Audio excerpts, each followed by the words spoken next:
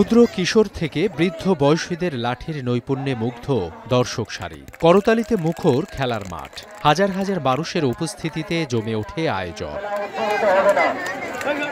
শনিবার বিকেলে মাগুরা সদরের ঘোড়ানাচ গ্রামের স্কুল মাঠে শুরু হয় ঐতিহ্যবাহী লাঠি খেলা। এতে নবীন প্রবীণ সহ অর্ধ শতাধিক লাঠিয়াল অংশ নেন। শুরুতেই কিশোর বয়সী এক লাঠিয়ালের সঙ্গে মাঠে নামেন ষাটোর্ধ্ব এক বৃদ্ধ। দীর্ঘ সময় ধরে চলে দুজনের মধ্যে প্রতিযোগিতা। নানা কসরতে একে অন্যকে পরাজিত করতে চেষ্টা করেন তারা। দারুণ নৈপুণ্য দেখিয়ে পরাজিত হয়ে মাঠ ছাড়ে কিশোর। করতালিতে জানানো হয় অভিবাদন।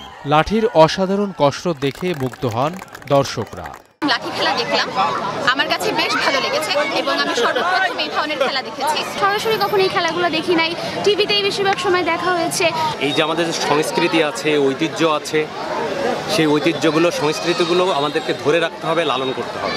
আমাদের মুরব্বীরা খেলেছে, আমরা দেখেছি। এই খেলা আমাদের কাছে খুব ভালো লাগে। খেলায় চূড়ান্তভাবে জয় পরাজয়ের নিয়ম না থাকায় মনের আনন্দে মাঠে নামেন বিভিন্ন বয়সী লাঠিয়ালরা।